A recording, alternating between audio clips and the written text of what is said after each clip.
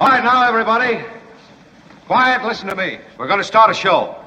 Now, some of you people have been with me before. You know it's going to be a tough grind, but we're going to have a show.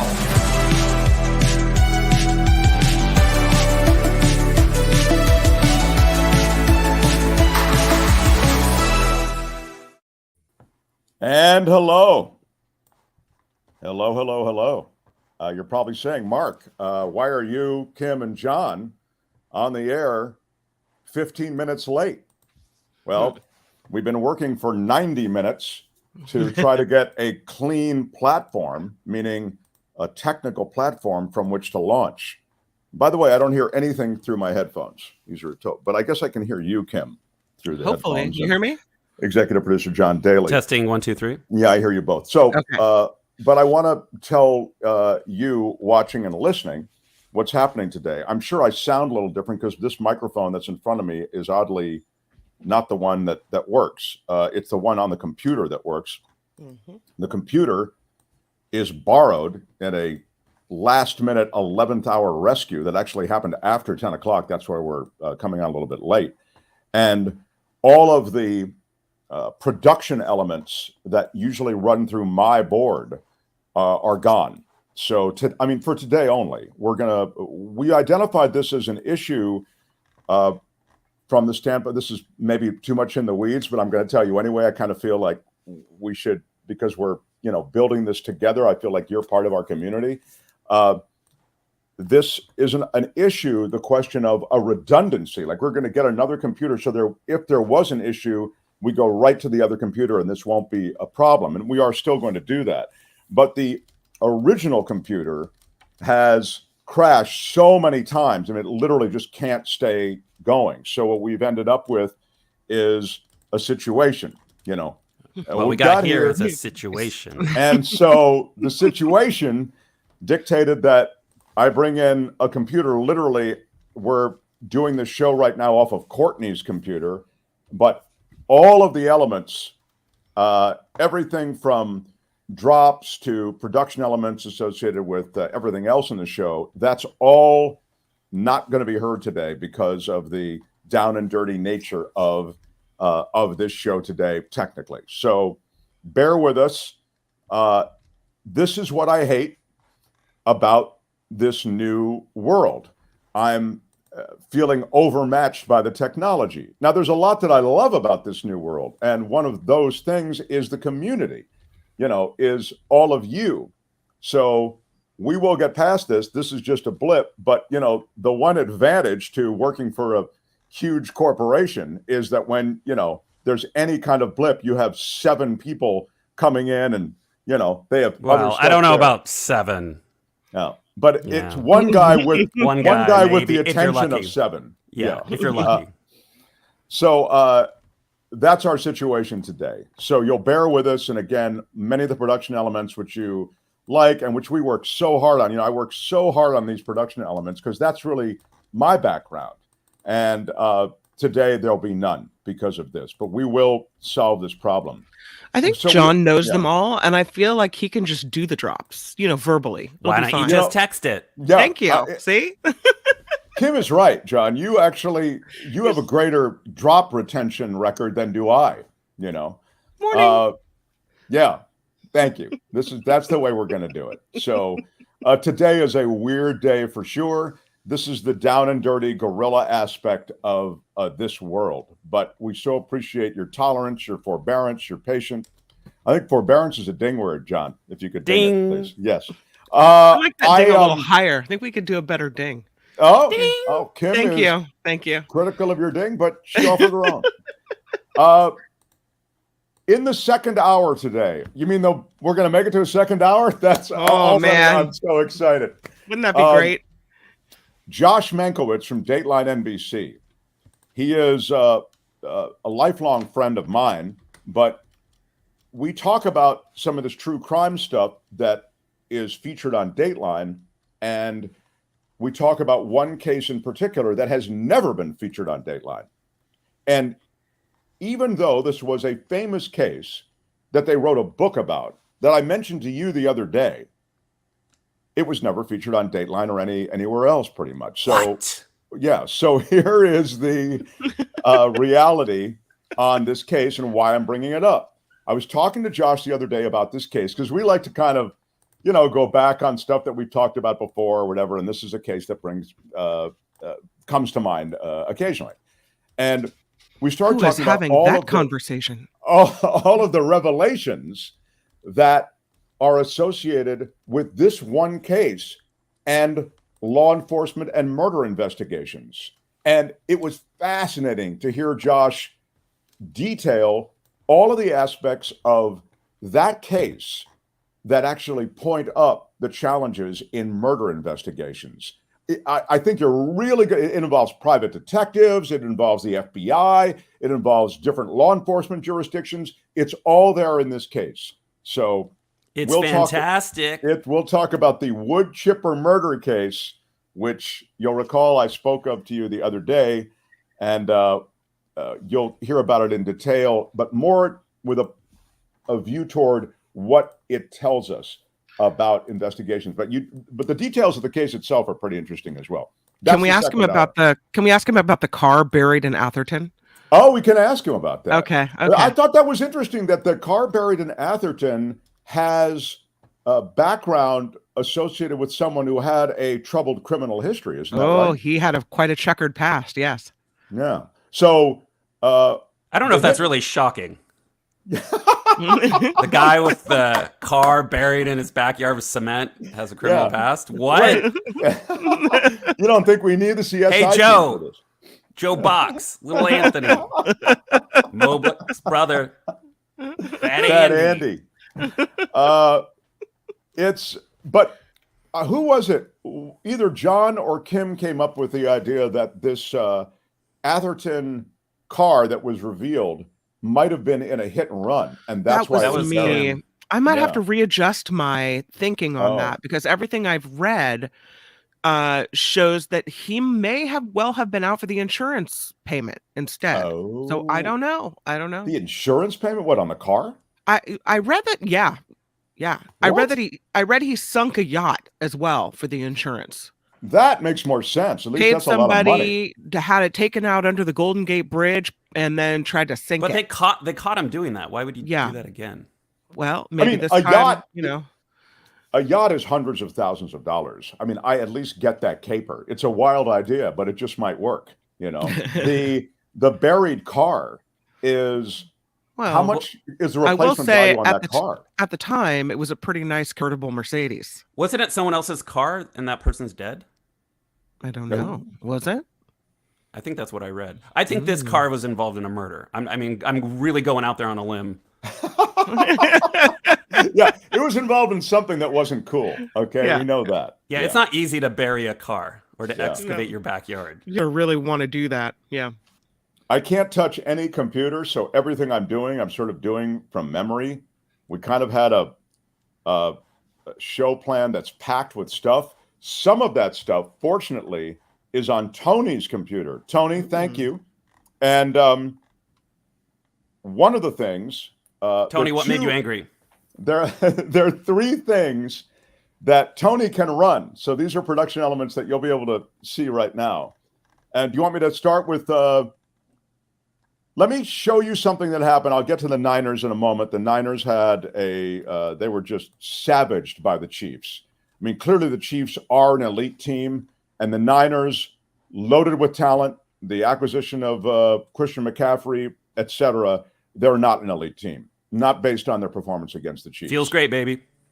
We'll get to that with Commissioner Albert in a moment. We actually pre-recorded that last night because Albert has a job and couldn't do it live with us. So that's fortunately something that you'll see in a minute. But before I get to that, something happened with a mascot. This is a mascot and high school or not even a high school players. You'll see it. These are kids who are playing in that halftime thing where they do something with kids. They're all suited up. Sometimes it's a punt, pass, and kick contest. Sometimes it's whatever. Look at what happened as the kids were playing on the field in one of these halftime events, and what happened with the mascot and these kids. Take a look.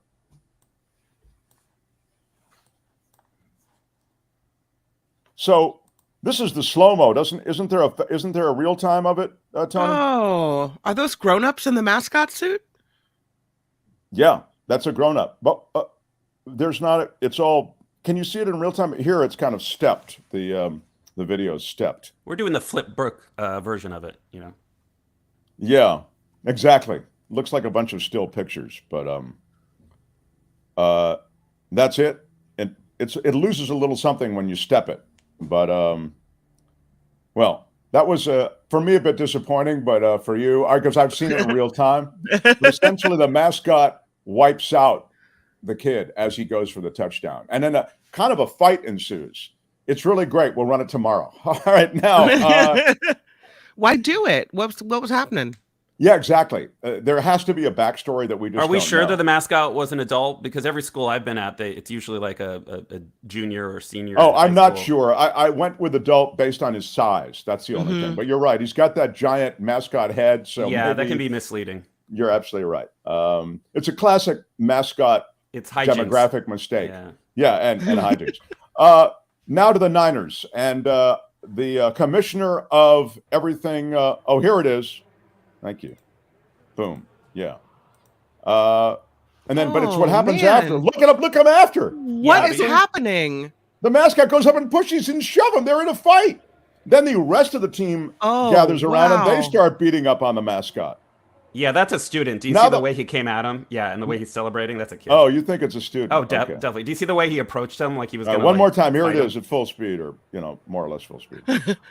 Yeah. But look at him right here. Look at him right here. That's posturing. Yeah, you're right. You're right. Yeah, that's not an I think you're right. John's right. It's really only funny because of the way the mascot's head bounces when he hits the field. It's just it's wild. Anyway, that's a little the lighter stuff. The heavier stuff is what happened to the Niners. It's a real kind of they're going to have to reconstitute something. We talked to the commissioner of sports on this show. Here he is in a recorded conversation. Fresh-faced former producer Albert, the commish, weighs in.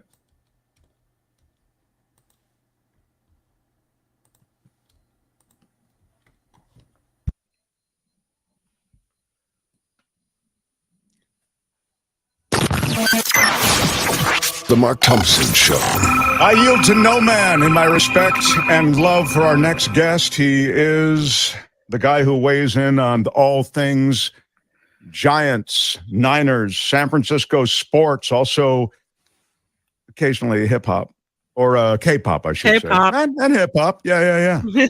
All the above. Please welcome.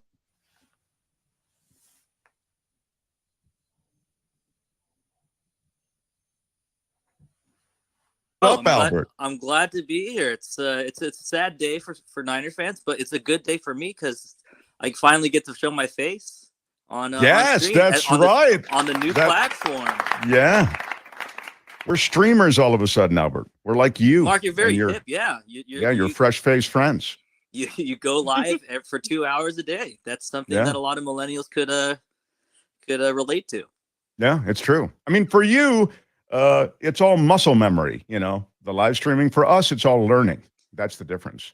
But speaking of learning, I'm learning that the Niners aren't as good as we thought they were. What happened, Albert? I mean, this is the vaunted defense, and they looked like they were honestly tackling and covering like it was one of those Hollywood football games where they fake tackle, and then I had such great hopes for the offense. They moved the ball well between the 20s, even deeper into the red zone, and the bottom fell out. Yeah, like the problem with scoring the past few weeks, and we finally got some scoring. If you look at it on the first half, we scored a lot, but then it was like a Dr. Jekyll, Mr. Hyde week, definitely with the Niners. The defense was a top 2 defense, did not perform that well. They look like Hollywood extras. With the tackling, you mentioned like the longest yard was like a possible. It's forgivable, I think, Albert. Wouldn't you agree with me, Commissioner, that when you miss a tackle once in a while, it happens? I mean, there can be a good move or whatever, but when it more or less defines your defense over the course of a game, and admittedly, the Chiefs have some great players, but they all looked even greater than I would have thought they'd look against the backdrop of what was to be the toughest defense in football. It was just really tough. It was those key long third downs, you'd expect our defense to step up in those situations as well, and it just wasn't there. Like the coverage, I don't even know what it is. We finally get Bosa back. Even on the offensive side, we get Trent Williams back, and we have this new toy in Christian McCaffrey, who, albeit had only a few days of preparation for the game, but all didn't seem to add up, and we just couldn't get it going. It was the defense, the offense, the special teams. There's a false start for a possible field goal. I know it wouldn't have made a difference, but I was definitely thinking at the time, well, if we lose by 3, it's because of a mental mistake. Well, I think the inability to bring the ball into the end zone, when you're inside the 10, throwing an interception, which was, off the muff punt too. You'd think like we get all the momentum. We're at home. Right. He drops the punt. We're in the red zone. We're just there. We should at least get 3. And knowing Jimmy's great at getting field goals after those possessions, but he couldn't even get the touchdown. It was just like a terrible, terrible throw. Well, to be fair to Garoppolo, he still is so handsome. I have to say that he really not quite as handsome with a frown on his face, though. Yeah, it's true. But you can't see the dimple like you can when he's winning. Fox did do a great job with the close-ups. If you notice, they get it. It's kind of tough to see the faces between the helmets, but I could see Jimmy clearly, and I also saw him hold on the ball a little too long there in the second half. God, in the fourth really quarter, it's just. Yeah. Well, once you start falling behind like that, they know you have to throw. Then you don't have a chance. You're a pocket passer, essentially. Feels great, baby. I'm just saying that it was so disappointing, really, perhaps in part because of the expectations. But I thought this is a team that's played the Chiefs tight. It admittedly had a 10-point lead in the Super Bowl against them, and that lead evaporated. But here, early on particularly, it looked like, okay, this is the Niners team that is going to dominate. Right? I mean, the defense, well, going into it, we're a top 2 defense, and we got the interception early, and we also had a 10-point lead, just like in the Super Bowl. And I had some flashbacks, some terrible flashbacks, but we seemed to, I don't know, it was like have a couple great plays, have a couple good plays, and then just not execute beyond that. And I think penalties were an issue too, didn't you think, Albert? I thought penalties were a big problem for both sides. It was just a horribly called game. It was, I want to say horribly, but I just think the game flow. I was watching at a bar in San Francisco too, so I had the full immersion of experience with watching with other people, and it just was. Pause to the bar. Okay, yeah. The bar experience is always that's the elite experience. The elite Niners viewing experience is at a bar. It's a lot of yelling. It's a lot of Jimmy throw it. It was a lot of Jimmy hating at the bar. Jimmy throw it. My God, feels great, baby. Oh. Jimmy. Anyway, Albert, we love talking to you, even though it's sad. And quickly, in 30 seconds or less, tell me what the future of the Niners is this season. This is they have a reckoning, right? There has to be a reckoning. It doesn't feel like it's our season, but also more practice is in store for Christian McCaffrey and the team that we always beat, the Rams. We get to play them next week. So it's a get-right game against what's supposed to be the toughest team in the division. And this division, who knows what's happening. The Seahawks, who's the only team who doesn't have a cornerstone quarterback, is currently in first place. Yeah, Geno Smith, is that his quarterback? Geno Smith was really good in college in West Virginia. People forget he had Heisman hopes, and then he kind of wasn't too great, and now he's the number 1 quarterback in the NFC West. Who would have He's thought? channeling those college moves. Albert, thank you. We love talking to you. Albert, thank you. The commissioner's office door is always open to us, and we appreciate that. Come visit us again soon, Albert. Looking forward to it. All right. Bye, Albert, everybody.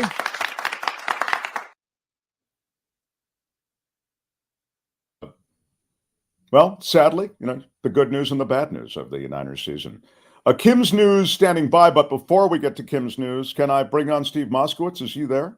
Oh, please. Steve, what a day. It's we've had computer issues, so sorry to embroil you in them in any way. I think better computer issues than tax issues, Mark. This is just Ain't that the truth? Well done, sir. Well done. So, Steve, we talk about issues around ERC because that's the government giving money to people. And I don't know how long that program is going to last, ERC, Steve Moskowitz. So what happens is, like everything else, it has a statute of limitations.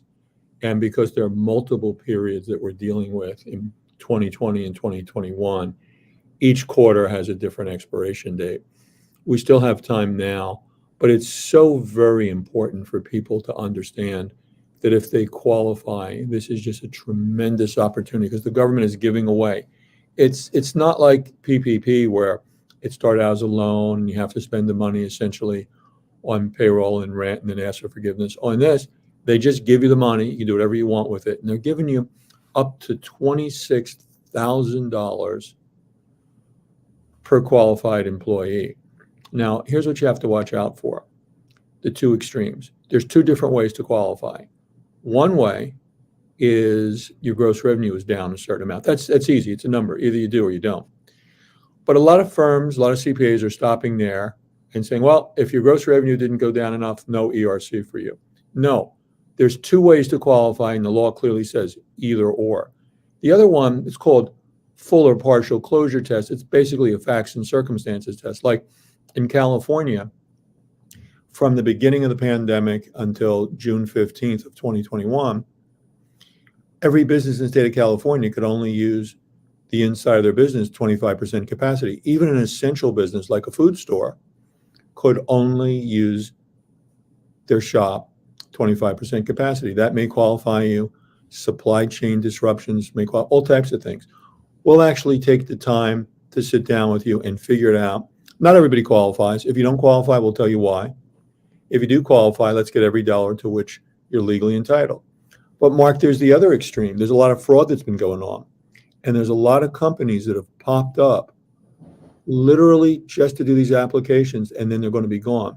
We're a law firm, and before I was a tax attorney, I was a CPA. We've been practicing for over 30 years, and the advice I've always given to clients is you should take everything to which you're entitled, no more and no less. If you're entitled to this, by all means, let's get it. On the other hand, you'd never want to do something fraudulent on your return, not for ERC or anything else for that matter. So the bottom line is we have to know the difference. And if you do qualify, get you everything to which you're entitled. And that's one of the things that we offer you. And as you talk about ERC, it's funny, and you talk about different scenarios and narratives that may affect a business's bottom line. You see how there are interpretive skills, might be the word to use, associated with Steve and helping you. So in your business, if you suffered a business interruption, or perhaps you're a small business person and you had a dip in business, you never know. And that's Steve's point over and over. Let him look. There may be a way to get you government money. It's 888-TAX-DEAL to reach Steve Moskowitz. 888-TAX-DEAL, TAXDEAL, 888-TAX-DEAL. You can also reach him online, MoskowitzLLP.com, our founding exclusive sponsor. We're so grateful, and we have such great confidence and faith in Steve Moskowitz. So check him out, 888-TAX-DEAL. Thanks, Steve. Thanks so much, Mark. Okay. So on this weird day where I may sound a little different, and if you're just joining us, we're having a huge computer issue, so a lot of production elements are gone. Kim will do news, but she won't have the slick intro music, to go to her.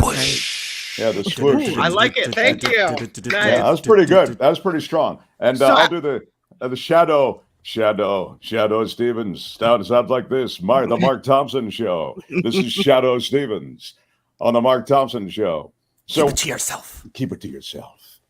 But we're going to rectify this. New computer coming. This is all a rush, as you know. We really hurried to get the show on, so appreciate your support. In fact, speaking of support, after Kim's news, I have special thank yous for those of you who've hit the super chat. You can hit super chat on YouTube. You smash the like button, thumbs up. Smash it with your golden rod. Smash it. It's iron rod. Oh, iron rod. But I upgraded wish it was a gold rod. Yeah. What are you would be doing strong. over there?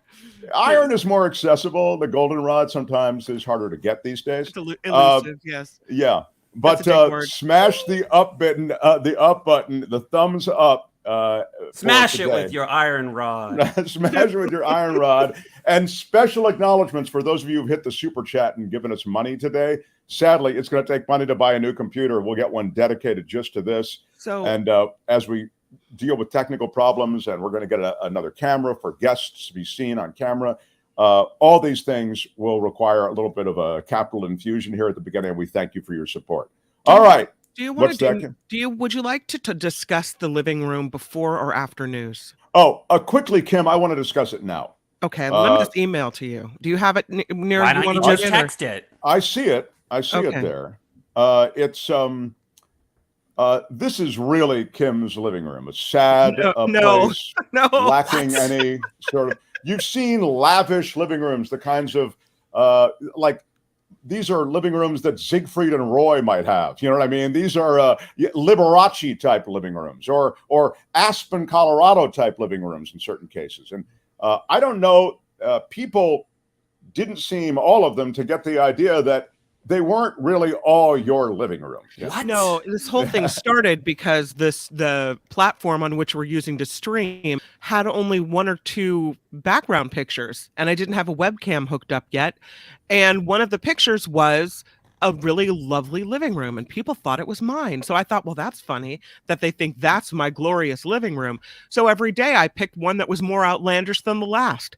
One at the beach, one in the mountains, one where the snowy trees are outside. And people thought, does she really live there? That's not fake. That's real. So we got this message from David Shue, who says, I'm a little concerned with Kim giving up a bit of her privacy. I hope she'll consider some other backdrop, unless it's a gag. Yes, David, it's a gag. Notwithstanding, if it's confirmed it's her home, maybe it was a gag about her husband hanging a chandelier. I had that was go ahead. He was a chandelier at the beach and the beach one, but no, he that wasn't my room. The interior of Kim's home, as represented, is spectacular. I think it's much nicer than I could ever hope for, and this may also apply to most of your listeners. That being said, I don't think it's a good look to project when asking for donations from a lot of people who have lesser housing accommodations. Respectfully, David Shue. Well, David, thank you. Yeah. So today, David, I have selected a living room that may be more to your liking. This is, it's just a bare bones kind of situation. Old TV, nothing upgraded. We're just the bare bones over here. So hopefully this is more in line with what you feel I should be living in. Yeah. I'd say they just got a front door on that living room. It's really, it's kind of a big day.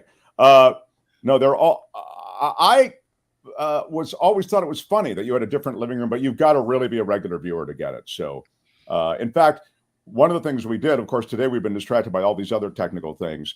We sort of said, well, Kim, for the first 15 minutes, show them the living room and then just go to your regular, thumbnail picture or whatever. So, right.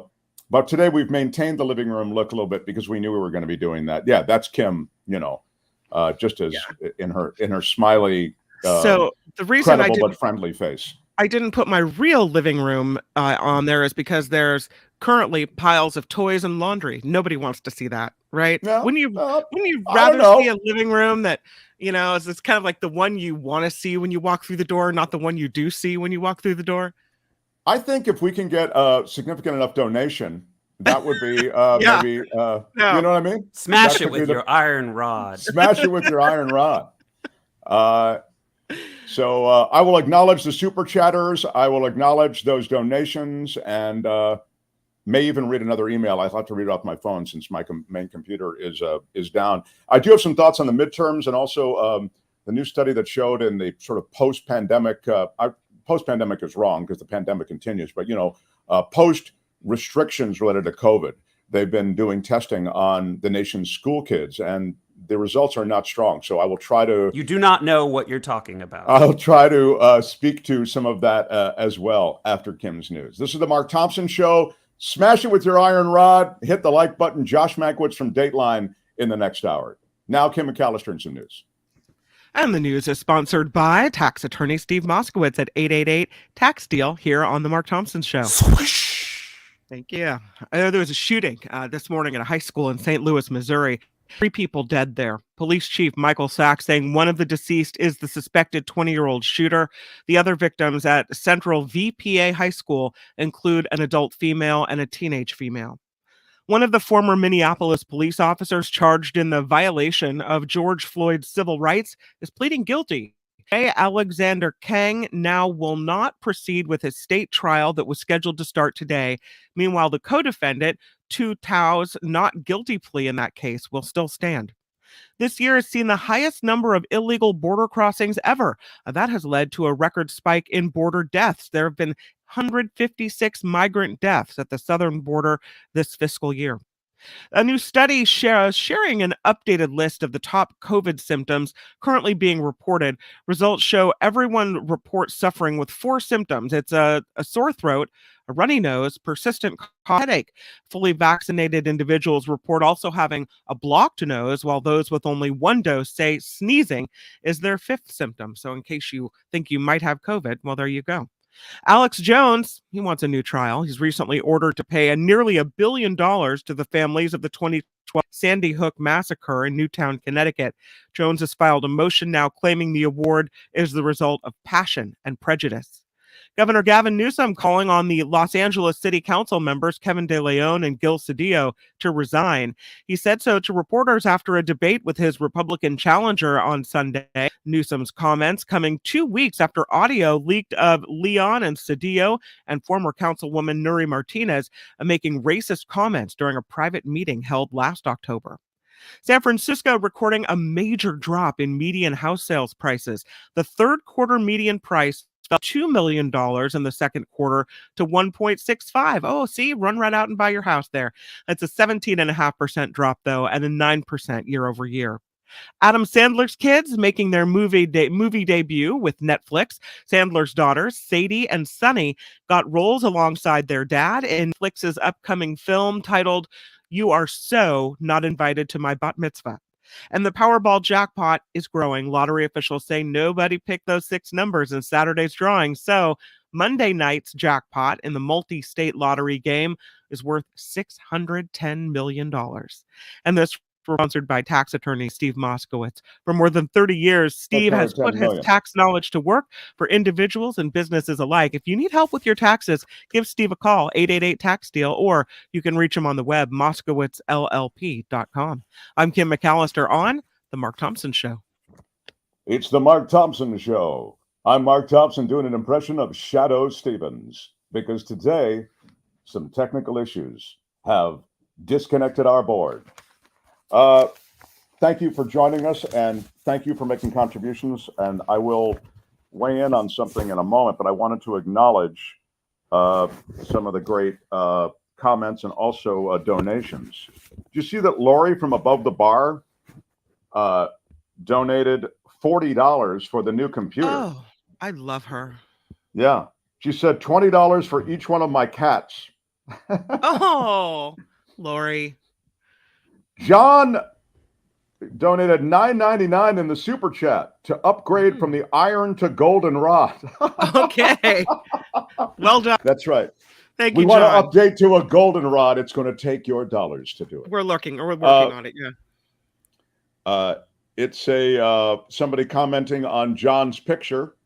John explaining that it's a college radio pic because John looks so good. Someone was saying, I guess. He still looks pretty good, you know. He looks great. A little more enthusiasm next time, Kim. Yeah. You're so hot. Hey, I stay out of the sun. John says the Chiefs seem pretty good at figuring out the Niners' number during halftime. That's right. They made adjustments, and it looked like a different team in the second half. And the Niners also just, they collapsed under the pressure. They moved the ball well between the 20s, even deeper into the red zone. But after that, they couldn't get it going. And they couldn't punch it in for anything more than a field goal. Albert addressed that a little bit. That is it. Smash the button, smash the like, make donations, support us. I wanted to, I can even. We have a little bit of Scott Gottlieb actually that we picked up off of Face the Nation, and Tony is running things technically today. Thanks, Tony. Yeah, Tony, thank you. I want to share with you some of his remarks on COVID and COVID mandates. The mandates are state by state, right? The CDC doesn't issue mandates. The CDC issues recommendations. and then the mandates are issued state by state. Now, the federal government can also issue requirements for service people and et cetera. But when it came to state by state mandates, they were done just that way, state by state, right? So Scott Gottlieb was asked about this and the pushback that's been politicized and how it's affecting the public health of America. Here's a little bit from Face the Nation yesterday. Thank you for your clarity on that, because the misinformation you just said started on Twitter. Tucker Carlson amplified it. But as we just showed our viewers, you see a number of candidates and sitting governors spreading this. You have presidential candidate, potentially Mike Pompeo. You have the governor of Virginia, the governor of Utah, Senator Tom Cotton of Arkansas, the GOP candidate for governor of Arizona, Kari Lake. They're all putting out tweets with this false idea. So there's clearly a political force in an anti-vaccine sentiment. Well, look, I think from a public health standpoint, the more that this becomes a political matter and the more people make this a political matter, the campaign against mandates bleeds into a campaign against the vaccine itself. And people generally don't take away the nuance of those messages, if there is any nuance in those messages in the first place. They hear the skepticism against the vaccine, and then they're less likely to consider it for themselves, even where it makes sense from a clinical standpoint. I didn't see a lot of people stepping up and saying, look, my state won't mandate the vaccine. We believe these are decisions that should be left to pediatricians and parents. But I would strongly encourage parents to make sure that their children are up to date with all of the available vaccines, especially in advance of this, flu and COVID season. That would have been an appropriate message, in my view, for a governor to say, who wanted to say, look, we're not going to mandate it, but we still think it's important. The closest I saw anyone coming to that was Spencer Cox in Utah. Yeah, and to be clear, the CDC wasn't as clear as they could have been either. So that's why we wanted you to help translate that for our viewers today, Dr. Gottlieb. I have to leave it there. Yeah, so you see there that Gottlieb weighs in on it and says, hey, look, essentially politicizing this and using it for political gain is hurting the overall public health message in America. You can make it optional, but at least speak honestly about how effective it has been, or at least that it's available to those age groups now to essentially open up the playing field of the vaccine. The closures that were associated with the vaccine, they had a serious effect. And you see math scores, you see English scores, you see those things that are associated with basic testing suffering as a result of the vaccine, not vaccine so much, but although that was a part of it, but the closures is what I was thinking of. In math, results were especially devastating, representing the steepest declines ever on the exam. The National Assessment of Educational Progress, known as the nation's report card, which tests a broad sampling of 4th and 8th graders, dates into the back to the early 1990s. They report the steepest decline ever recorded. The first results since the pandemic began show this. Math scores for 8th graders fell in nearly every state. A meager 26% of 8th graders were proficient, down from 34% in 2019. I mean, that's a massive decline. 4th graders fared only slightly better, with declines in 41 states. Just 36% of 4th graders were proficient in math, down from 41%. Did I read that already? No, these. Yeah, but who was doing the math? Right, exactly. We had another 4th grader doing the math. That's what made it what? Reading scores also declined in more than half the states, continuing a downward trend that had begun even before the pandemic. No state showed sizable improvement in reading, and only about 1 in 3 students met proficiency standards. Listen to that. Only a third of the students involved in public education meet basic proficiency standards when it comes to reading. And for the country's most vulnerable students, the pandemic has left them even further behind. The drops in those test scores were often more pronounced, and their climbs to proficiency are now much more daunting, say these test results. I'm hoping, we only had last year. It was the first year back in the classroom, and this year is year number 2, and we haven't even finished the first semester yet. So it's my hope that a lot of kids that were behind will catch up because they're cognitively ready to learn They just haven't been in an environment where they could.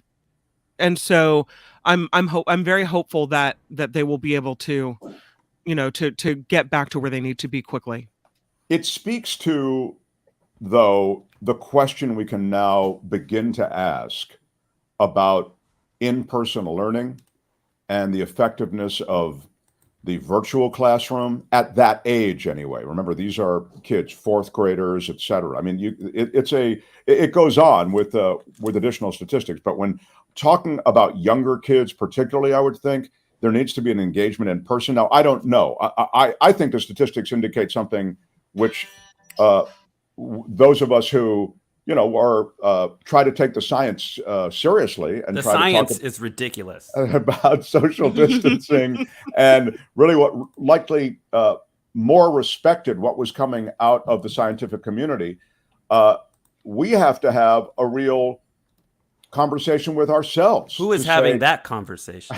To say what is happening with in-person learning, because this isn't our last pandemic.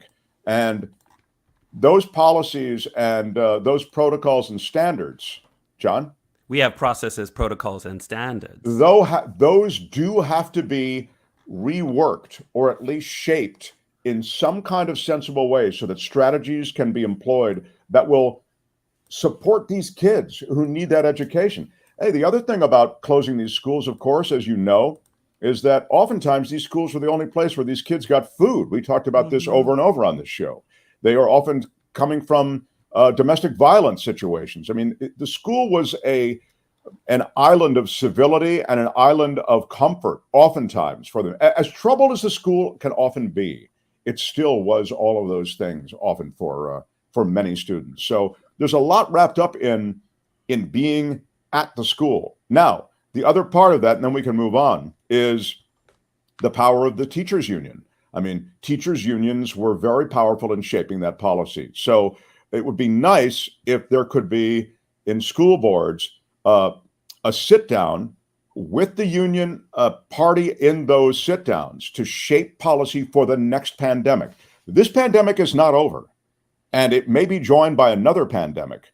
That's right. I mean, these zoonotic... That's not fake. That's real. These zoonotic diseases are going to be a part of our future.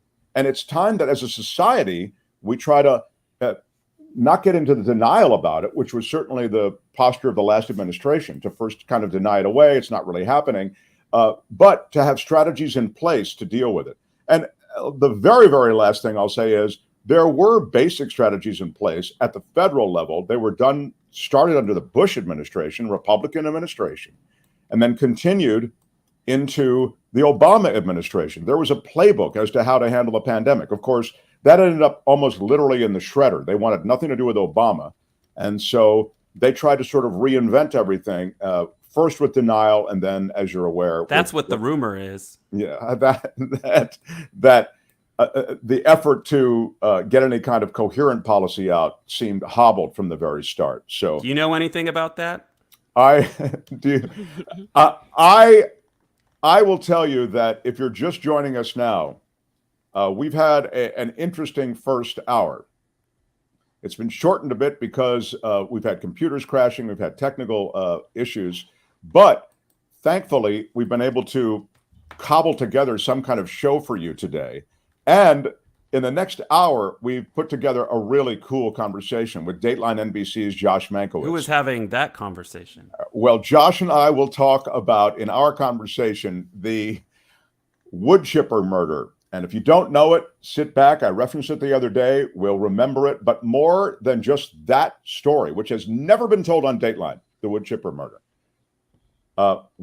Josh and I were talking the other day about how it actually exposes so many aspects of murder investigations, problems, jurisdictional issues, challenges. It's really a cool window into the way these investigations go down. So Josh will be here in the next hour, and we will do that as planned. Meantime, please smash the like button. I know this is a weird show, but with your iron rod. Smash it. Smash it with your iron rod. I don't know. Somebody messaged me. There are not enough likes, somebody said. So many viewers, not enough likes. So Miguel gave us $20 in the super chat. Thank you so much.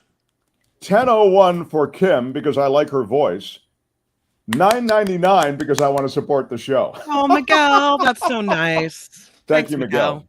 Thank you so much. Very, very cool. Thank you so much. Sharon Kidd for the new computer that we need to get. That's the reason we're having issues today. She gave us $9.99 in the super chat. Thank you, Sharon Kidd. Yeah, very cool. For your new computer, she says. Yeah, love that. You can leave us money in the super chat. If you're watching the show on a recorded delay, then you'll see a heart with a $sign there. Hit that, and then you can make a donation when the show is not live, but you're watching the recorded version. That's a way to support us. I like that Jim gave $4.99 for the broken vending machine. I got. Well done, Jim. I mean, I'll say this before we go to Kim's news and then Josh comes on. Isn't that what's going to happen, John Daly? I think that's the order of things, right? Well, there's really no order today. There's no law. There's literally no law and disorder. There's no law and disorder. We had a great law and disorder, too. Oh, that bums me out. We're going to do it tomorrow. It's really, really good. I also had a televangelist theater for today. We're not going to be able to do it. We'll do it tomorrow. Although, Tony, actually, you could run the televangelist theater stuff. Maybe in the next hour after Josh. We'll do Screw it. We'll do it live. John Daly, producer John Daly, fabulous producer John Daly is doing all the drops for us today. That's Bill O'Reilly, by the way. Yeah, that's Bill O'Reilly. Screw it. We'll do it live.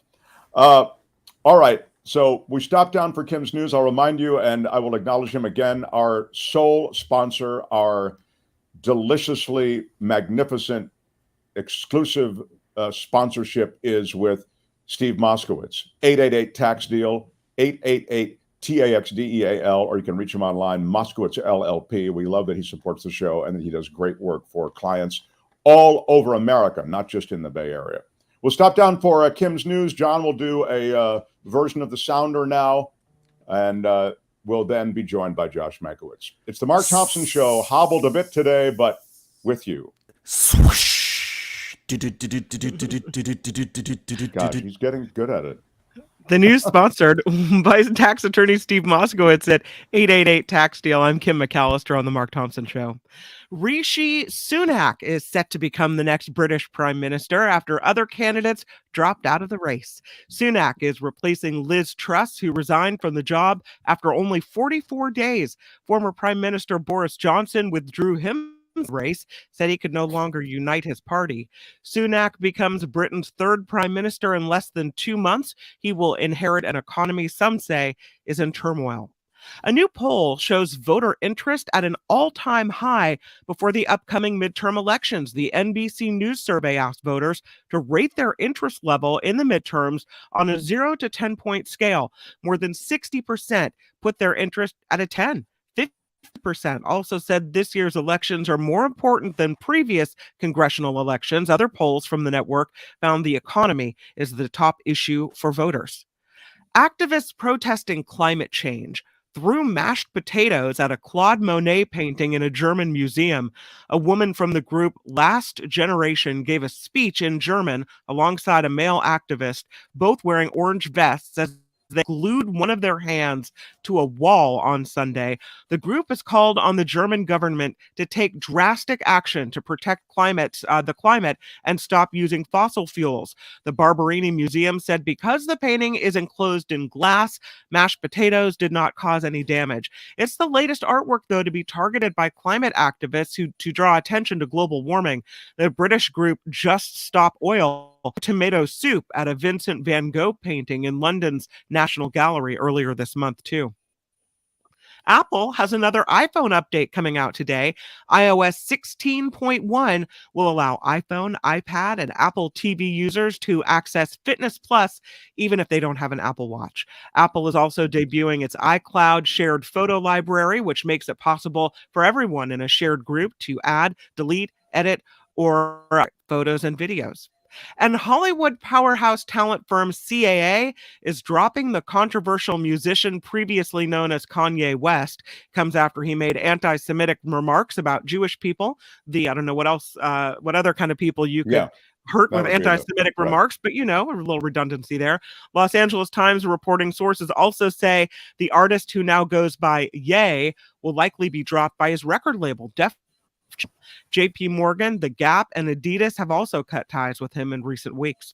This report, sponsored by tax attorney Steve Moskowitz. For more than 30 years, Steve, whom we adore, has put his tax knowledge to work for individuals and businesses alike. If you need help with your taxes, give Steve a call, 888-TAX-DEAL, or you can get him on the web, moskowitzllp.com. I'm Kim McAllister on The Mark Thompson Show. This is The Mark Thompson Show, and we are today working without our normal big production board. We've lost a computer along the way. We are getting another computer. So if everything seems a little bit different, John is doing all the drops today since all our drops are lost in that. They will be back, but right now you just can't hear them. There's no way to play them because everything runs through this board. And Tony, thankfully, is very much a part of our life. And Tony is running all the video and is able to make it all work. So, there he is. Tony is our guy. So, supposing you brought the light inside the body, which you could do either through the skin or in some other way. John Daly knows the drops better than Kim and myself put together, and it's just in a way you're seeing a super special show. See, I didn't think this was a useful skill, but apparently all this practice has paid off. I know that this is awful, and I wish I had all my production elements, and I wish I had my computer so I could share a couple of pieces, and I wish I had Televangelist Theater, which we'll have tomorrow, and Law and Disorder. But the one really special thing, and I hope it won't happen much, is that John Daly is doing all the drops on the show today. This is a word from the Lord, and he is not happy. Thank you. That's it. Will you tell me when Josh Mankiewicz is ready to go? Because he's going to join us, I believe. From Dateline NBC, Josh Mankiewicz is going to join. Mark is here. Oh, he is. Wow. All right. Well, please. I want to acknowledge some donations, which I'll do in a moment. But before I thank you very much for hitting the super chat. And thank you for supporting our show in all the ways that we need you to support it now with your money, sadly, so that we can bring all these things up to code, all technical codes. Got a nice microphone there in the Mankiewicz studio. Josh, everything is nice in Dateline land. Please, a warm Mark Thompson Show welcome for Josh Mankiewicz, everybody. Come on. Josh Mankiewicz. Yeah. Thank you. Yeah, smash it with your iron rod. I mean, smash the like button for Josh Mankiewicz. Josh Mankiewicz, I've known you all of my adult life, and that's what we're going with. I'm so gratified every time I come on I come on the show with you, because you raise our game a little bit when it comes to something we don't talk a lot about, which is murder and true crime. But apparently the rest of America is talking about murder and true crime almost nonstop. Dateline is number one. The podcast is number one. You yourself have achieved a notoriety which I find nauseating, but is clearly something that is real. It's not fake. It's real. No. Yeah. No. There's a giant true crime audience out there. By the way, I just want to say it's a pleasure to be on your show. I don't know that I would have done it if I'd known that there weren't going to be any drops today. Why don't you just text it? Yeah, thank you. John. Okay. John is doing all. By the way, Josh, do you have one of these Mark Thompson coffee mugs, Mark Thompson Show coffee mugs? You can get one like this at the merch site. Did I give you one? I have a Mark Thompson coffee mug. I have a Mark Thompson baseball cap. And I have a Mark Thompson bottle opener. Wow. That is the hat trick. I got to say, that is very impressive. That is the hat trick. Yeah. Josh, let's talk about murder. And by the way, I'm getting my taxes done by Steve Moskowitz too. So you know what? Ding. Josh, is there a podcast called Let's Talk About Murder? If there's not, somebody ought to start it. I'd be amazed if there isn't, because I mean, true crime is, I think still is the biggest chunk of podcasts. And there is almost every other permutation of the word murder on there. Like I have a friend who's has a podcast called Murder-ish. That's good. There's, I mean, every other way in which murder can be used in a sentence, I believe, is now a podcast. Yeah, if Let's Talk About Murder is not a podcast, it either should be or will be. By the way, John, permutation is a ding word. Ding. Okay, go ahead. Thank John. you. And by the way, I can't make it any more clear. I mean, I'm here for the drops, so just let them go. Feel free to interrupt with a drop. Okay, right. I mean, mostly I would say interrupt Mark, but it's fine with me if you want to interrupt me. Okay. I've been at Dateline. February will be 28 years. We've been on this is our 31st TV season. So I joined a couple of years after Dateline started. And when we started, of course, we were not doing true crime. We were doing all kinds of things. And we weren't doing just one subject per hour. And I worked here about close to 10 years, maybe a little bit more than 10 years, 10, 11 years before we made this switch to true crime. And when we started doing that, I was not terribly interested in that. Although I had been interested in, I'd been a police reporter at different times in my local news career, but I was more interested in staying with the old Dateline, which was sort of the faster moving 60 Minutes at the time. But we started doing true crime. And so I thought, okay, well, this is clearly the direction that the ship is sailing in. So I'm going to get on board. And then I discovered that I liked it, that, reporting is reporting and writing is writing. And these stories are not only vitally important to the people involved in them, but they also sort of tell larger stories about our society and who we are and what's important and the way our institutions work or don't work. And I did not see this giant wave of interest in true crime out there, but it is certainly there. And I did a little research on this, and whereas you might think, I certainly thought that this surge of national interest in true crime was kind of a new thing. It really isn't. True Detective magazine, which is no longer around, but which was a powerhouse for many, many years. It was like when did it start? I'm sorry, go ahead. Yeah. True Detective was first published in 1924, like nearly 100 years ago. And it was followed by a bunch of other magazines. There was one I remember called Master Detective. There was one called Startling Detective. There was one called, I wrote some of these down, Front Page Detective. That one I remember reading.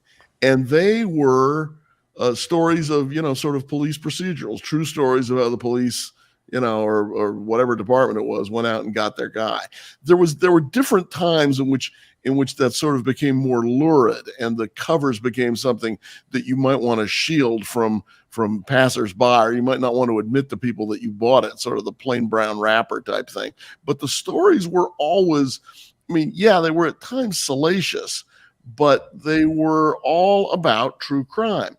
And in the years leading up to World War II and then right after, which was sort of when these magazines kind of had their heyday before TV and radio and now internet and podcasts started, chopping into all that. All those detective magazines had a circulation of around 6 million people monthly. And the population back then in the United States was less than 140 million people. So that is a giant section of the country that was reading about true crime on a monthly basis.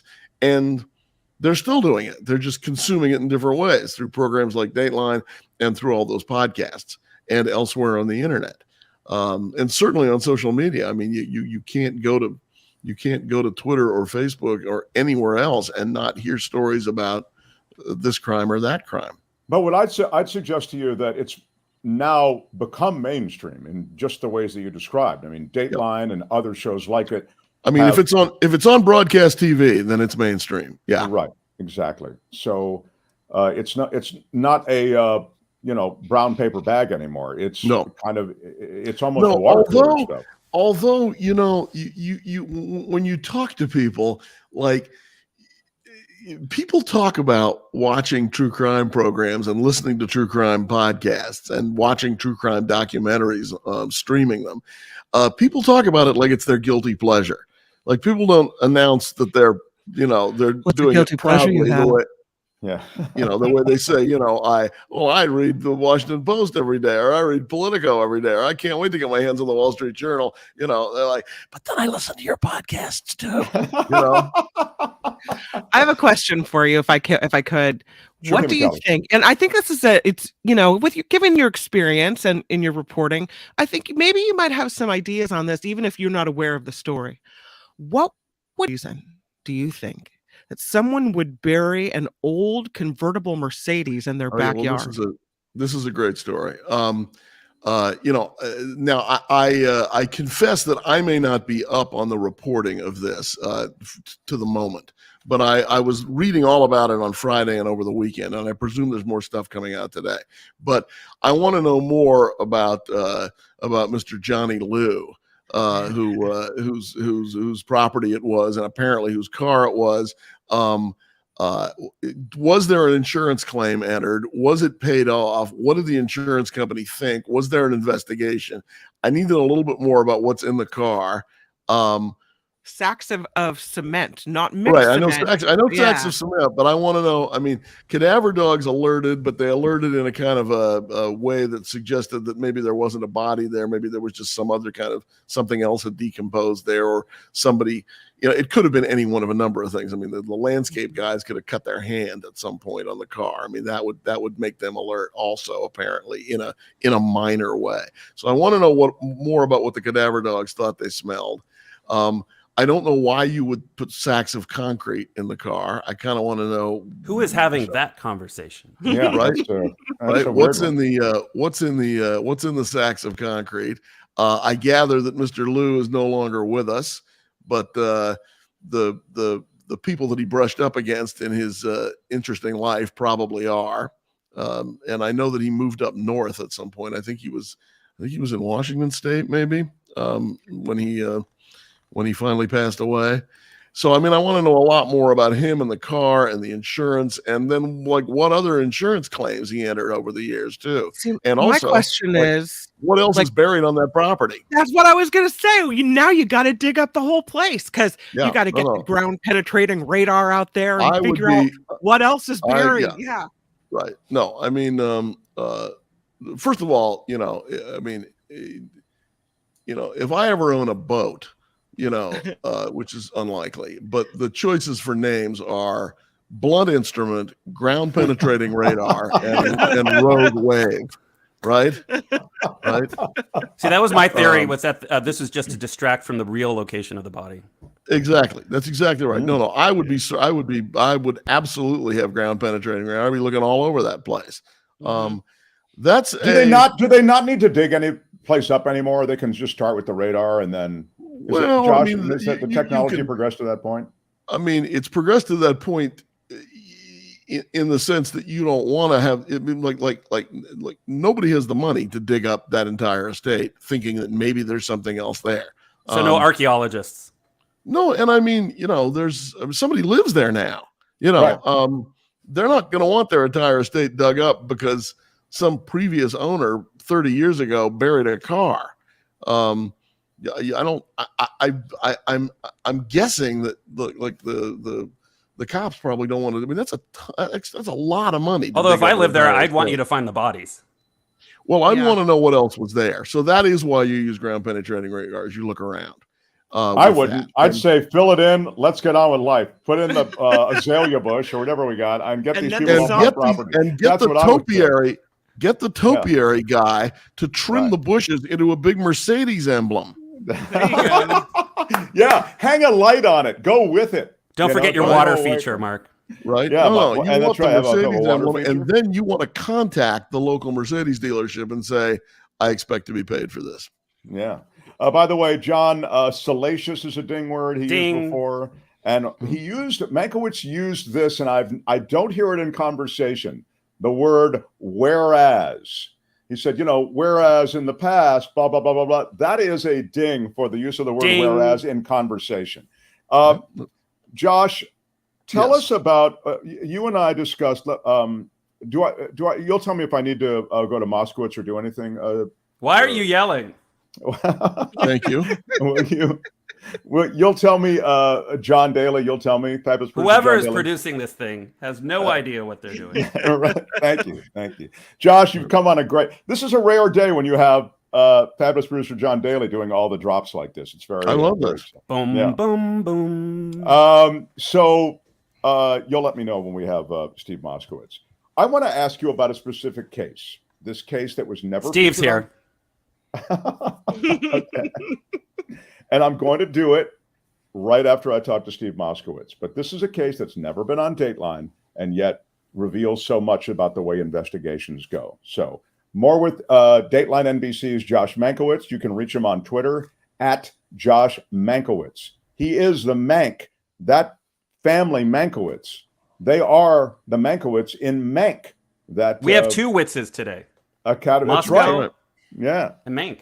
Moskowitz and Mankiewicz. All right, Josh, please take a seat in the green room for a moment. And right now I want to get to our exclusive sponsor. He is the veteran Bay Area tax attorney. I call him the tax ninja. He is Steve Moskowitz. Normally there'd be applause here, but today we're working without the, thank you. Thank you. Polite applause is good. Steve also insanely well lit today. He's kind of made a little thing out of, the mystery lighting. But today, Steve, you look great. You can see all the Halloween. Well, thanks, Mark. And that's my idea that we're going to put light on the tax law and show you. Oh, I love it. Very well done, sir. Always take you out of the darkness and into the light. Supposing there's a way to get the light inside the body. Yeah, you could be part of that research, getting the light inside the body. Steve Moskowitz, I want to talk about government programs that give the audience potentially money. I know you'll do individuals and you'll do business returns, and you've seen pretty much every flavor of tax issue and challenge. But I do want you to include ERC. We dwell on it because this program may not be around forever. Oh, it definitely has an end date to it. And you'd be really sorry if you missed out.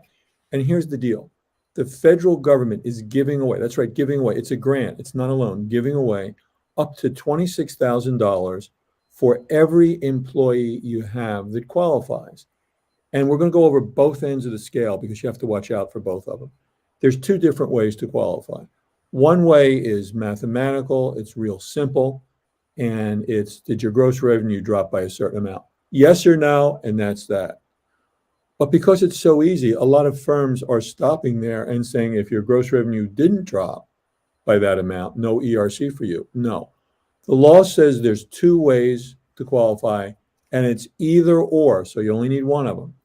The other way, it's called full or partial closure, which is a facts and circumstances test. For example, all businesses in the state of California from the beginning of the pandemic until June 15th, 2021, were ordered to not use more than 25% capacity of the inside of their business. Even an essential business like Safeway could only use 25% of the store. That may qualify you. Or supply chain disruptions may qualify you. Or a whole bunch of other things as well. We will take the time to sit down with you and go over it and say, do you qualify? Not everybody does. If you don't, we'll say you don't because of X. If you do, we'll say you do because of Y. And then we want to get you every dollar to which you're legally entitled. But watch out for the other end of the scale. The IRS is actively investigating companies that are committing fraud on this. And they say there's been a lot of fraud here. There's been a whole bunch of pop-up companies. They've just literally just come into existence to file for ERC, and then they'll be gone when the IRS is asking questions. We're a law firm. We've been practicing law for over 30 years. And what I've always said over the air and individually, you should take everything to which you're entitled, no more and no less. So on the one hand, if you're entitled to ERC under either method, even the more complex method, let's get every dollar that you're legally entitled to. On the other hand, you don't want to go to some company that's going to commit a fraud in your behalf, because obviously you do not want to commit tax fraud. That will get you in really big trouble. So the bottom line is you want to be aware of the two extremes. Both of them are harmful. And you want to see, am I legally entitled to this? And if you are, let's get every dollar that you can. And the amount of money can be substantial because remember, they're giving away up to $26,000 for every employee that you have that qualifies. This can be a tremendous amount for some companies. Yeah. You know, sandwich shop, bar, service, industry related business, whatever it might be, reach Steve Moskowitz and at least ask about that situation. And as I've said, as an individual or a business, Steve is a great stop, the stop when it comes to tax preparation. Reach him at 888-TAX-DEAL, 888-TAXDEAL. Also online, MoskowitzLLP.com, our founding sponsor, the OG when it comes to taxes. Steve Moskowitz, everybody. Thanks, Steve. Thanks, Mark. Always a pleasure. All right. Yeah. I want to quickly acknowledge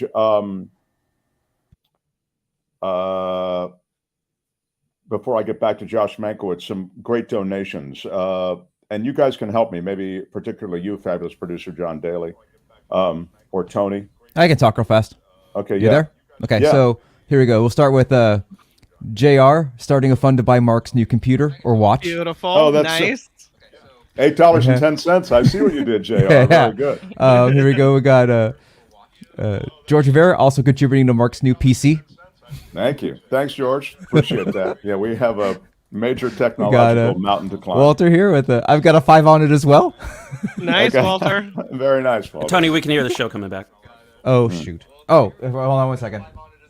There. Because I have it running in the background, so I make sure we're always streaming. Here we go. Adam S. for PC for Mark. All right. Thank you, Adam. Appreciate that. We have a Northside Service Company, $25 for a new computer.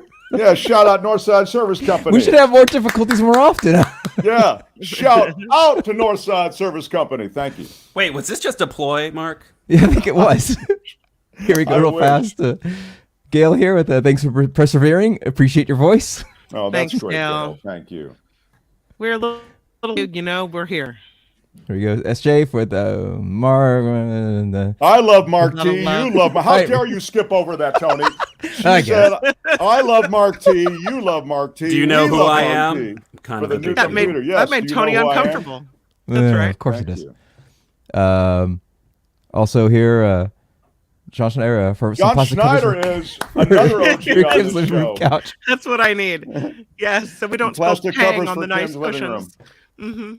And then we'll clear Annie Ziff with $4.99. Thanks, cool. Annie. Trish for the super sticker, $19.99. Thank you, Trish, for the super sticker. Mike Hendricks, $2. Real fast. Thanks, Mike. Yeah. I want my $2. Jay Marshall, $5. Thank you. Thank you. Janice Chair, $19.99. Yeah. Shout out to Janice. All these just drive-bys, man. They're just throwing money. It's great. Wow. So nice. VLL. Cares Catherine Beer, $49.99. Thank you, Catherine. What happens when your computer takes a dive? Catherine Beer. Oh, Catherine, that's so nice. People are like, we got to have Mark Thompson. His computer must work. And so now what we have is we see the result. Joanne Cook, $4.05. 5 cents. How do they pull that off? Nice. Thank you. And Jim Avila with $19.99. Thank you, Jim. Jim Avila. There we go. Oh, to Jim Avila. I'll take Thank you, everybody. Yeah, we've had all kinds of technical issues. See, we were worried about Kim's kids, but in reality, it's Mark's laptop. That's right. Yeah. As it turns out, Josh is like a telethon every day on this show. We have to pitch a little bit for money because that's just very impressive in this new environment. You don't have that. You know, you're taken by town car to some place. I don't know what happens. You sign some autographs, do an interview, and then, there's a helipad. Number one. Yeah, helipad. Yeah. Choppered from place to place. I like this part. We're talking to Dateline NBC's Josh Mankiewicz. He is, he's a longtime friend of mine, very long time friend of mine. So when did we meet? I've forgotten. Well, you had graduated high school. College. Yeah. And we're on to whatever you were doing after that. Right. College, I guess. Right. And I was just coming up. Right. You were way behind I remember going to your bar mitzvah. Yeah, exactly. Yeah. Which is wild because I'm not Jewish. It was a wild thing to say. I know. Yeah, I kept waiting. Ooh, it's a wild idea, but so many kids were doing it. I felt I needed to. I showed up. I thought, where is he? But yeah. And then we maintained this relationship, even given the fact that you're so many years my senior. Right. And right. we've had this robust friendship, and I've really enjoyed it. Oh, thank you, Mark. And now that you're doing this thing that has kind of become a cultural institution, it's exciting to watch it grow. And as I say, it's become this thing that everybody knows in our culture. So now I want to direct your attention to something you first, I believe, told me about. Well, this was the first true crime story that you and I actually focused on, which was many years ago. It was it happened in November of 1986. So Mark was only about like 10 years old then. But it penetrated even my little world. I was worried about whether it was okay to talk about this with someone so young. So this was known as the Woodchipper Murder. Yes. And I mentioned it to my audience the other day. I gave them the broad strokes because it was a fascinating story that we can detail a bit. But what you revealed to me, well, first of all, you gave me a book years ago called The Woodchipper Murder. It was all about it, but I read it so long ago, a lot of the details are foggy. But when you look at the details, I remember it being pretty obvious who killed this woman. I mean, she warned her friends. Let me give you the bare bones of the story. There was it involved a couple. They lived in Newtown, Connecticut. The husband was a guy named Richard Kraft. He was a pilot for Eastern Airlines, which was then a major carrier, isn't around anymore. His wife was a Danish-born flight attendant named Hella. And Hella Kraft, I think, flew for Pan Am. Also not around. Definitely flew international, right? Yeah, but she was an international flight attendant. I'm pretty sure she was at Pan Am. She must have been from Northern California if her name was Hella. Yes, that's right. Yeah, but she was actually from Denmark. But she was, and they'd been married for a while. They had a couple of kids. And she had done a lot of the things that that you hear from victims. You hear other people talk about that victims said on Dateline. She had said to her friends, if something happens to me, it's not an accident. Richard did it. They were talking about divorcing. He was a controlling guy. He was, I remember, very tight with the dollar, and she was worried about, they had a couple of kids, and that concerned her. She was convinced that he was seeing somebody else, and she hired a private eye to follow him and take some pictures of him. These, I think, were in the days before no-fault divorce. And she didn't tell him that, obviously, and he didn't know that. So then one day, she disappears. She doesn't show up. Her car is, I think, found at the airport. Again, these were in the days before lots of security cameras, which might have revealed who drove her car to the airport. It was also in the days when local telephone calls within an area code weren't even logged. So if you were in area code 415 and you called somebody else in 415, there was probably no record of that call anywhere. And she disappeared, and he told what would be now her husband, Mr. Crafts, told a story that's sort of, at the time, you can hear it. I mean, it reeks of sort of rich white privilege, which is, I'm a airline captain, and you're just going to believe me because what comes out of my mouth is always true. He told some people that she had left him. He told other people that she had gone to visit her mom in Denmark. He told other people that she'd jumped on a flight to the Canary Islands with friends. And none of this, of course, was true. And he didn't seem to even care about the fact that he told a bunch of different people a bunch of different stories.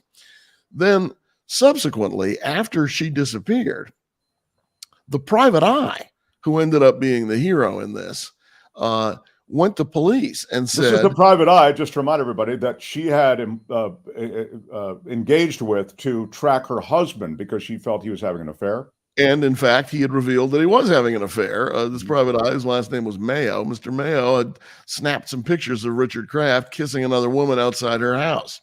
So one of the things, Mark and I were talking about this the other day. So he goes to authorities. Go ahead. He goes to the authorities. He goes to cops in Newtown. And one of the things that is depicted on TV shows and in movies that, from what I can tell, is absolutely true to life. Lots of things are not true to life. The extent to which, detectives end up shooting somebody in the course of an investigation, that doesn't happen very often. The instant DNA results, which can be done by a machine on your desk, that doesn't happen. But one thing that is absolutely true to life is the complete disinterest in what private eyes have found out by law enforcement, because they literally just blew him off at the police department. He said, "This woman hired me to follow her husband. She was afraid of him. She wanted to get divorced. She wanted some leverage. And now she has not turned up and no one can reach her. And her friends don't know where she is. And she's missed a couple of flights at work. And no one can understand that." And the cops were like, "She's probably just taking a trip or something. She's fine." They were not interested. It was only after he was able to get the Connecticut State Police interested that an actual investigation took place, in which they searched Mr. Kraft's home and found a piece of the carpet cut out in the bedroom. And the housekeeper later revealed that there had been a grapefruit-sized stain on that carpet. That carpet, I think, was never found, but there was some blood on the side of the mattress, which I believe later traced back to Hella. And although there were not DNA tests, but it was consistent with her blood. And then all sorts of other things started turning up, and most alarmingly and salaciously, ding. I'm going to have to do them myself now, apparently. Yeah, you can do them yourself. It was revealed that Richard Kraft had rented a wood chipper, and that someone had seen him using the wood chipper at night in the middle of a snowstorm at the shore of Lake Zor, which is near where they lived. And he was chipping what they thought was wood and putting it out into the water. And this guy noticed it because he was plowing the roads, I think. And he ended up going to police. And again, this is one of those cases where if it were not for the involvement of outside people who just thought, I saw something and I need to report this, people who were not required to do so, this whole case might have had a very different outcome. Anyway, police eventually go to the scene of where. What can you tell us about the scene? What can you tell us about the scene, Josh? They go to the scene where he was reported to have used the wood chipper, and they find some blonde hair, and they find some teeth, and they wait a minute, Josh. Originally, they go to that spot and they couldn't find anything because of the snow, though. I thought. They had to wait for the snow to go away. I like that one detail. They also looked in the water. Because some of this stuff, he was using a wood chipper to spew things into the water. So they hired divers and they found a lot of that stuff there. But also the wood chipper, which he had rented, went back to Mr. Woodchipper or whatever the store was. Woodchipper land, right? And it hadn't even been cleaned. So I mean, there was blood in that, and there was stuff in that they found in the water. They found a chainsaw. Which someone had thrown in the water. The serial number, I believe, had been filed down, but they were able to restore it, and it matched up with a receipt that showed that Rich Kraft had bought it. They also were able to determine that he had bought a big freezer a couple of days before his wife disappeared. I mean, all of this is just like today, the most obvious signs of him hitting his wife over the head, throwing her in a freezer until she was frozen solid, using a chainsaw to cut her up, and then putting her through a wood chipper. If you get them in order, you get extra points. But in that time, like it just, I mean, law enforcement was like just sort of, they were in like that dream where you're plowing through molasses and you can't move. I mean, how this was so abundantly obvious now in hindsight, but it sure wasn't then. And they were hampered by something that has always hampered law enforcement and continues to this day, which is there wasn't a body. Now, this ended up being the first successful no body prosecution in Connecticut. Since then, there have been a lot of them all over the country. In fact, in Los Angeles, there are a couple of DAs that I know of that specialize in exactly that kind of case. We just had one here in the Cal Poly area, and they held the trial for Kristen Smart. With Kristen Smart, which is a story that's going to be on Dateline pretty soon. And the Kristen Smart case, in my view, is a much more classic example of the no body case than this one was, the Woodchipper murder. Because in this case, this one's obvious because there's pieces of her. Yeah. In this case, there wasn't a body, but there were some parts of her body, and one of her teeth was forensically identified by a dentist. So then some things that weren't known for a long time about Kristen Smart, which is it possible that they're still alive? Or, where is the body? Because the Kristen's body has never been found, and I think maybe never will be found. This was, of course, happened much closer to the time of the actual disappearance. And so a lot of things. If your blood's on the inside of a wood chipper, your chances of survival are nil. Yeah, they definitely are. Yeah, that's definitely true. Yeah, straight up, right in, no problem. Yeah, but because there was no body, prosecutors were worried about getting a conviction, and in fact, they tried the case, and the jury was hung. They did not convict Richard. That's an extraordinary fact. No. An extraordinary fact. Did he go free? They retried him and convicted him at the second trial in 1989. He was sentenced in 1990. He was sentenced. Stop, Josh. Let me just say, and what Josh is about to tell you next about what happened with him, to me, is one of the most galling things. He clearly did everything but sign the crime scene in blood, all right, in terms of all the stuff and the evidence.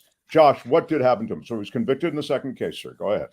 And first of all, there's a degree of planning here, like buying a freezer, buying a chainsaw, renting a wood chipper, using it at a time when you would think nobody would see you. We have processes, protocols, and standards. Yeah, returning it full of goo. I mean, come on. Yeah.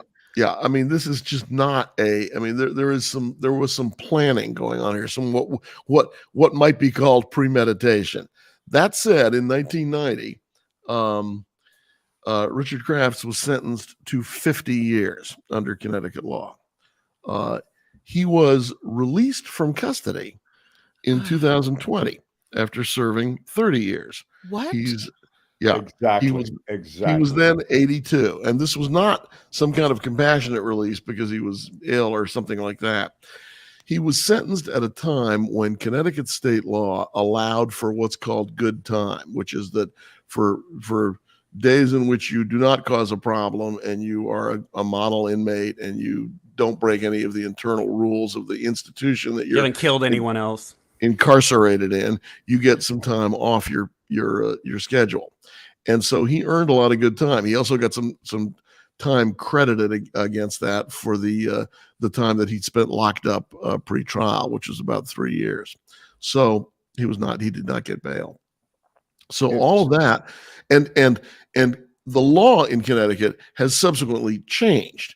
If he were to be convicted of exactly the same crime right now, he would not get any good time off his sentence, and he would still be locked up serving the full amount of time. But inmates are, and this is true almost, I think, everywhere. Inmates are allowed to exist under the law that existed at the time that they were convicted and that they committed the crime.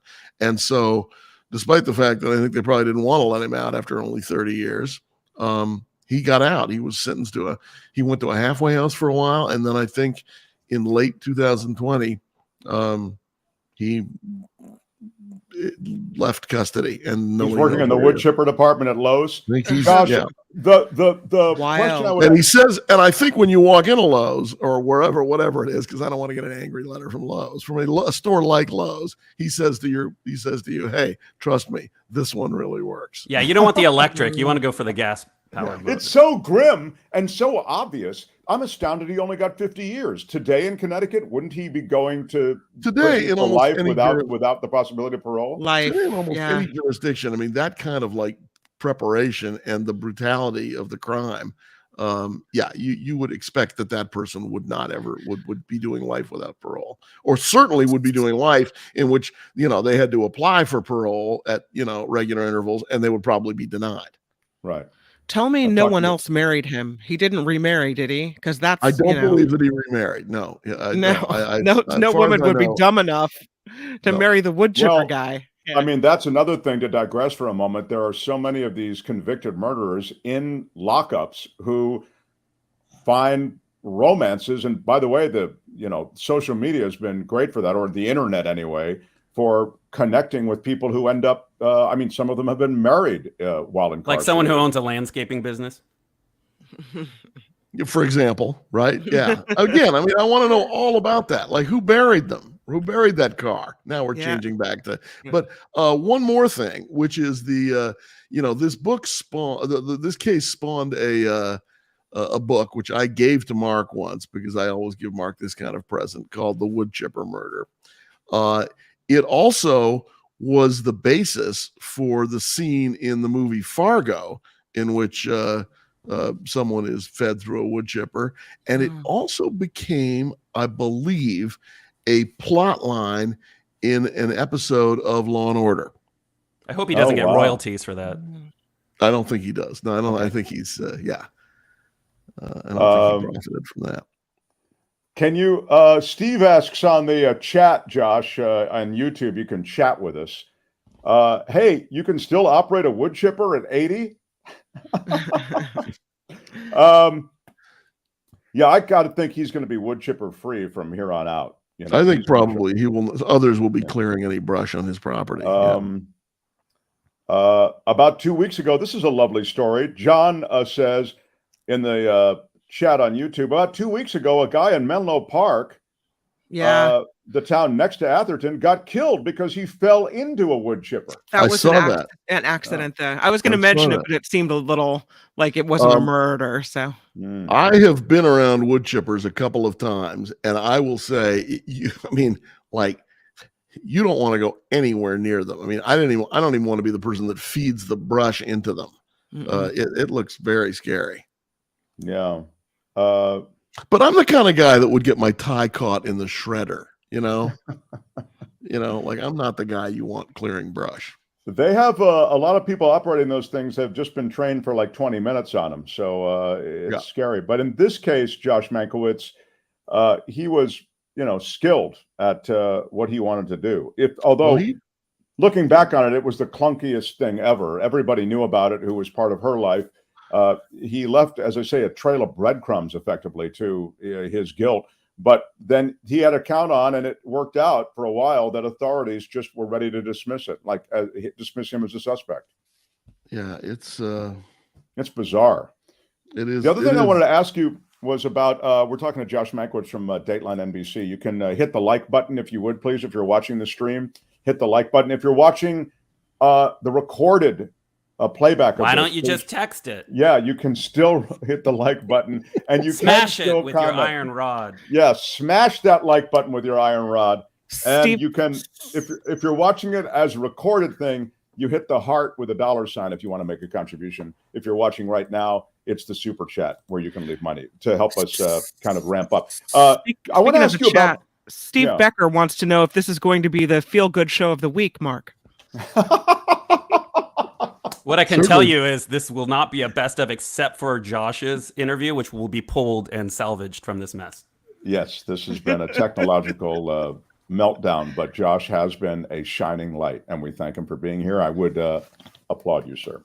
I want to ask you in our closing minutes, though, Josh Mankiewicz, about the locals versus the FBI. You know, when the FBI comes in the movie, we're just talking again like what's real, yeah. what's not. Well, that's the FBI that's comes in and they sort of, yeah. They come in and they kind of go, hey guys, we got this. We're the FBI. You know, why don't you go take a hike? You know what I mean? I would say that is definitely another thing that is depicted accurately in TV and movies, which is there is always significant tension, or almost always significant tension between local law enforcement and the feds, who are perceived by local law enforcement often as, you know, sort of smug and, you know it all, and they don't share information. They want all of your stuff. They take the clues, they take the forensics, they take all the credit. You know, they don't. They're not sharing anything with you. That's a widely felt belief among local law enforcement. And I've dealt with the FBI a lot, and you know, it's probably true sometimes. It's probably not true sometimes. But there's definitely that prejudice that definitely exists, and I know that it probably goes back a long time. And in many cases, I think it probably makes the bureau's job a little harder when they're because they really count on local law enforcement to help them out. Yeah, it's a weird thing because you really do need the local law enforcement to be collaborative. And gather. Right. I mean, they're often the ones who were, you know, first on the scene and do a lot of the early investigative work. So, you know, but also they don't have well-developed homicide departments in some of these smaller areas where oftentimes heinous crimes are committed. Depends on where it is, but yes, that's right. So yeah, that tension between the feds and locals is something that's made it into a lot of TV and movie scripts, and that has some degree of truth to it too. But the private eye thing is the thing that I've noticed that again and again, is that private eyes come into the cops in whatever story you're talking about, and they either say, this guy that you arrested, he's not the right guy, and here's the information, or they say, you haven't arrested anybody for this crime. I happen to know who it is. It's this guy. And in both cases, they are frequently told, please get out of my office. Wild. Well, it's and last thing, the reason that the Woodchipper murder would never be featured on like a Dateline is that it's almost too obvious. Well, it's pretty. I mean, first of all, it's abundantly clear who did it, right? I mean, today, you know, like it'd be hard to do a 2-hour Dateline about a story like that. There weren't any other suspects. She obviously was not anywhere to be found.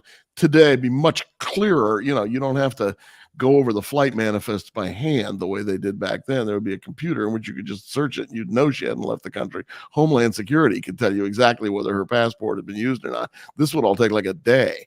So it'd be pretty quick to realize that she wasn't any of those places. He was the only suspect. He'd probably be on some sort of, you know, ring camera with the Woodchipper. But also, this is almost too gruesome and bloody a crime to tell on Dateline. You know, we tell stories that are more about the relationships than they are about the murders. And you know, we don't do a lot of serial killers, and we don't do stories. We don't do a lot of sex crimes. We don't do a lot of stories in which kids are the victims, because the audience, you got to think of them too. I mean, you don't want people to Who is having that conversation? Right. Give me my murder, but make a polite murder. Right. Oh, we have these conversations all the time about whether or not the story that we're telling is going to be so upsetting to people that they're not going to want to watch it. It's why I had to stop watching the show Criminal Minds, because it was just really disturbing. It's how much can you take? That's what's the line to which I tune out, right? You know, one of the reasons that people watch true crime is, you know, most people in this country are never going to be victims of violent crime, but everybody has been in a relationship that didn't work out the way they wanted it to. And that is the thing that I always thought sort of draws people to Dateline is, you know, when you're in a relationship with, you know, what you think of as like clearly the wrong guy or the wrong woman, and like you're afraid of them for one reason or another, you know, then what actions do you take? What actions do they take? That to me is much more interesting than the actual physical violence of how people decide they're going to get out of relationships. Are your episodes always the same length? They're either an hour or 2 hours. Yes. Yeah, I love the ones that are super drawn out. And you, that would be you have all to of recap. them. All of them. No, Oh, but yeah. you like recap for the 2 hours, and I'm like, oh, I can't go anywhere. Yeah, no, it's good. I mean, look, That's a great tease. I mean, the ideal episode, for me, is sort of the Law and Order template, which is, the body is found at the beginning, and it looks like it's this guy because he had a vendetta against the victim, but then it turns out that guy's had an alibi. Wait, maybe it's this guy. Oh, It's the wait, he's having an misdirect. affair. Right. It's that sort of thing that makes these stories fun to tell. When the guilty party ends up being the only obvious suspect, I mean, I always, tell our bosses, like, we shouldn't even do that. It's too boring. You got to have some. Your arc to murder it. is boring. Yeah, you got to have some. You couldn't even die interesting. Were you even trying? But I've noticed in Act 1 of Dateline, here's a pro tip. When Josh says, Maureen and Robert were married on a beautiful beach and had 2 lovely children. They had a storybook marriage. Right, a storybook marriage. And it's like, forget it, dude, forget that, forget storybook, forget all of that. We don't really know, because in Act 2, or whatever it is, he goes, as it turns out, Maureen and Robert had less than a storybook marriage, right? He had cheated before, she had caught him, she was cheating, whatever. Yeah. You and the insurance policy. Act 1 is a lot of misdirect, but they also know that we know that. So sometimes on Dateline, Act 1 is a fake misdirect. It's actually accurate. The great thing about you guys at Dateline is I'm not kidding, you become super aware of like how we've decoded your formula. And so you change the formula. Oh yeah. I mean, somebody wrote to me on it's Twitter, a wild idea. But it just might work. Somebody wrote to me on Twitter and said, the first guy you show us is never the guy. So I immediately wrote one in which the first guy was the guy. And we circled back. That kind of goes to your email inbox, because I wonder what kind of creepy messages do you get? Oh, there's a lot of them. There's a lot of them out there. Yeah, we get. Yeah, it's fun. It's a very dark inbox. So what model was this Woodchipper? Yeah, I like my inbox is good. And also, we do a lot of things when we can about disguising whether somebody is in custody. Depending on what correctional institution they're in, sometimes they will let you dress the inmate in different clothes. Sometimes they won't, and they have to be wearing that orange thing, and then it's pretty clear that person is locked up. But sometimes they will let you. There were times when we go into the stylist. I remember one, not that, but I remember one time where they said, okay, he can't get undressed, but he's wearing a coverall. He can take off the top part of the coverall when he was wearing. Then he's just wearing a white T-shirt. We went to Banana Republic the day before and bought a dress shirt. We put it on him over his white T-shirt. Then we lit some candles and put them like on some ledge behind him. And it looked like, he was in his living room. And I saw the comments go by on Twitter in which people were like, okay, well, this clearly can't be the guy because he's not locked up. And then at the end, you reveal that, in fact, it is the guy.